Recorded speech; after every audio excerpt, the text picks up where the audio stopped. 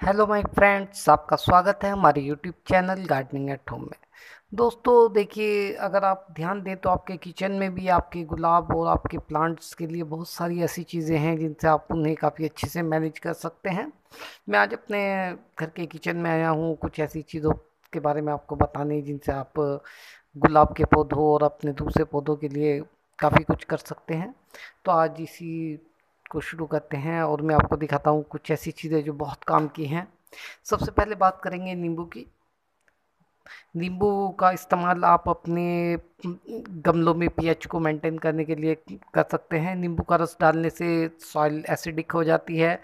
तो जिन प्लांटों को एसिडिक सॉइल पसंद है, जैसे गुलाब को भी थोड़ा कम पीएच पसंद है, 6 से 6.5 के बीच, तो गुलाब में भी आप पीएच को बैलेंस करने के लिए नींबू का इस्तेमाल कर सकते हैं। इसी तरीके से पीएच को बैलेंस करने के लिए आप विनेगर का इस्तेमाल कर सकते हैं। विनेगर आपकी किचन में अवेलेबल रहता है, ये भी पीएच को कम करता है। तो ये दो चीज़ें तो आपके पीएच के लिए यूज़ हो जाती हैं।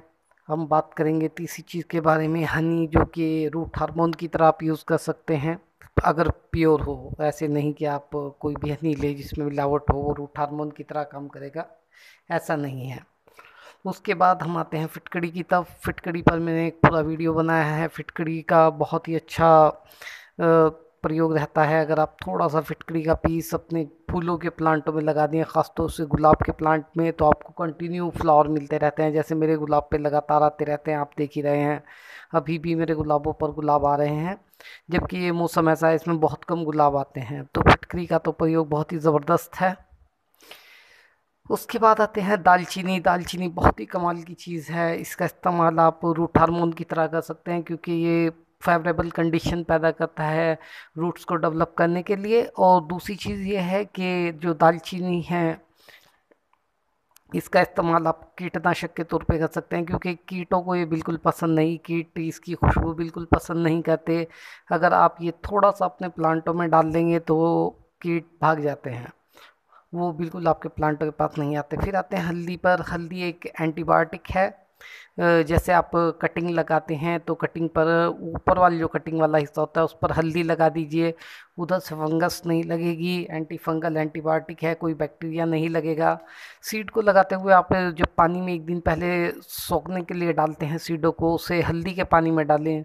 तो सीडों को जब आप ज़मीन में लगाएंगे तो हल्दी की वजह से कोई कीट आपके सीड्स को नुकसान नहीं पहुंचाएगा और आपके सीड बिल्कुल सेफ रहेंगे। और उसके बाद आते हैं चाय पत्ती। चाय पत्ती पर मैंने बहुत वीडियो बनाए हैं और इस बार मैंने गर्मियों में इसका इस्तेमाल भी देखा। मिट्टी में थोड़ी सी चाय पत्ती मिला देने से बिल्कुल नमी बनी रहती है, बिल्कुल गमले ड्राई नहीं होते, गर्मी से आपके प्लांट नहीं मरते। दूसरी बात यह है, गुलाब में चाय पत्ती देने से यूज़ चाय पत्ती को आप वॉश करके दे सकते हैं, फ्रेश चाय पत्ती देना चाहें वो भी दे सकते हैं। दोनों ही तरह की चाय पत्ती आप इस्तेमाल कर सकते हैं। मैं यूज्ड चाय पत्ती को इस्तेमाल करता हूँ, पहले उसे धोता हूँ, सुखाता हूँ और उसके बाद में अपने गुलाब के प्लांट्स में देता हूँ। तो आप चाहे यूज़ करें चाहे अनयूज़ करें, बात एक ही रहती है। तो हम काफ़ी चीज़ें कवर कर चुके हैं, अब रह गई हैं दो। एक ही चीज़ इसमें, एक ये केमिकल बेस्ड है और एक ये केमिकल बेस्ड है, बाकी सब जैविक हैं, तो उनमें कोई दिक्कत नहीं। हाँ, एक अंडा भी रह गया है हमारा।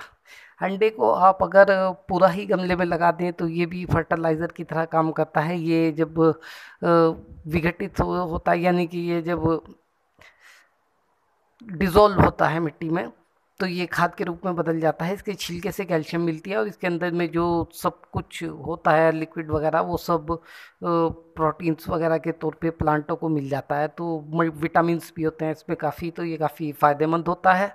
वैसे मैं अंडों के छिलकों से एग शेल फर्टिलाइज़र बना के यूज़ करता हूँ। पूरा अंडा तो मैंने आज तक यूज़ नहीं करा, किसी दिन करूँगा और आपको भी वीडियो बना करके दिखाऊँगा।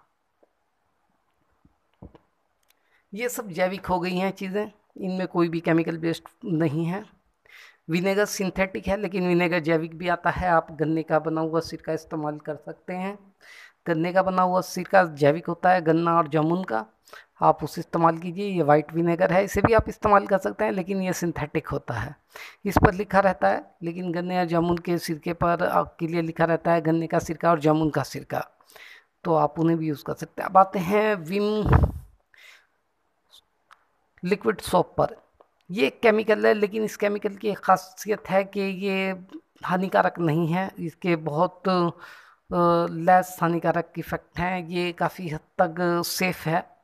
और इसका सबसे बड़ा फ़ायदा ये है कि इससे वॉश करते रहें अगर हम प्लांटों को, तो आपके प्लांटों पे कीट नहीं लगते, प्लांट काफ़ी अच्छे रहते हैं। इसमें आप थोड़ा सा नीम ऑयल मिला लें और थोड़ी सी आप इसमें मिला लें दालचीनी, और उसके बाद इसका स्प्रे करें, और थोड़ा सा मिला दें इसमें आप बेकिंग सोडा।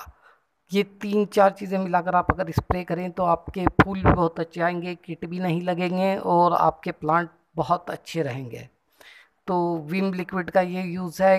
आप इसे खाली भी यूज़ कर सकते हैं, खाली विम लिक्विड के पानी से आप अगर अपने पौधों को वॉश करेंगे तो भी आपको अच्छे रिजल्ट मिलेंगे। अब आते हैं बेकिंग सोडा के ऊपर। बेकिंग सोडा एक केमिकल है जो कि तेज़ केमिकल है, इसका इस्तेमाल थोड़ा संभल के करना चाहिए।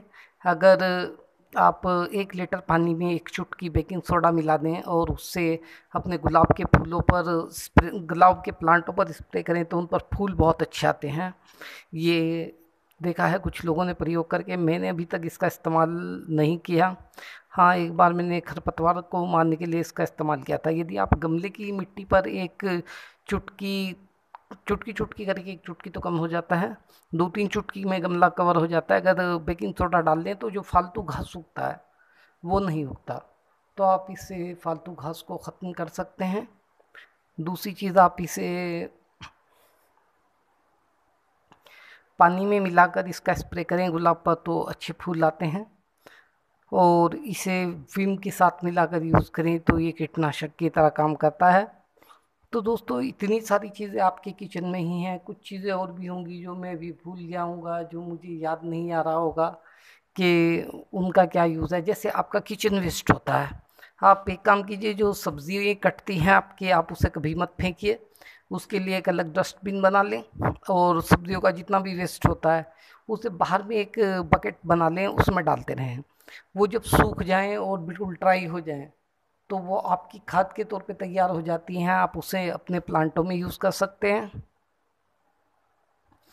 इसी तरीके से आपके जो फल होते हैं, फलों को भी आप उनके जो छिलके होते हैं उन्हें फेंके नहीं, आप उन्हें अलग एक डस्टबिन में डाल लें। और ख़ास तौर से केले के छिलके में तो बहुत ज़बरदस्त फर्टिलाइज़र बनता है। उस पर मैं एक विस्तार में वीडियो बनाऊंगा और आपको दिखाऊंगा भी कि उनका प्रभाव क्या होता है। अभी सर्दियाँ आने दीजिए, सर्दियों में हर तरह के फर्टिलाइज़र को हम यूज़ करेंगे तो वो भी भरपूर यूज़ हो पाएगा, तो आप उसे भी यूज़ कर सकते हैं।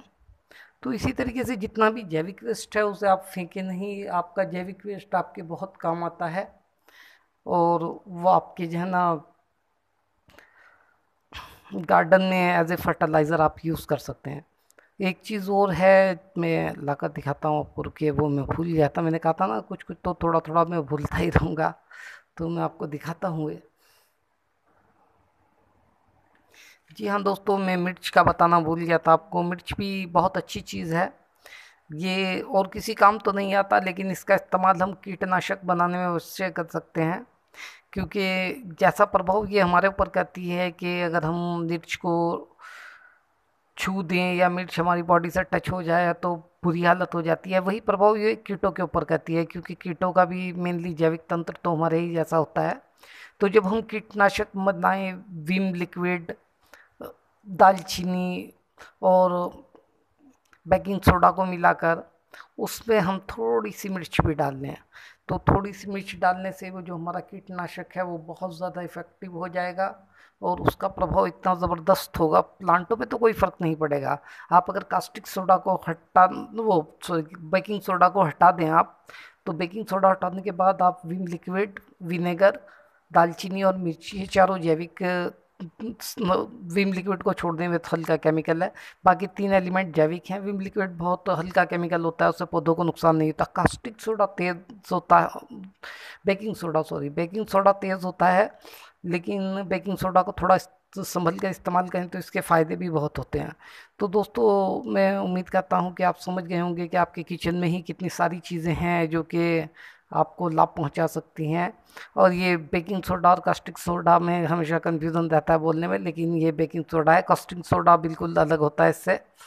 कास्टिक सोडा जो होता है, ये बेकिंग सोडा जो होता है, ये खाने में यूज़ होता है, इसका ही हमने इस्तेमाल करना है, कास्टिक सोडा का नहीं। तो दोस्तों मैं समझता हूँ कि आप समझ गए होंगे कि आप अपने ही किचन में उपलब्ध सामान से कितना अच्छा लाभ उठा सकते हैं। आपको मेरा ये वीडियो पसंद आया होगा। मेरा वीडियो देखने के लिए शुक्रिया दोस्तों। मैं आपके लिए और वीडियो लेकर आता रहूँगा। धन्यवाद।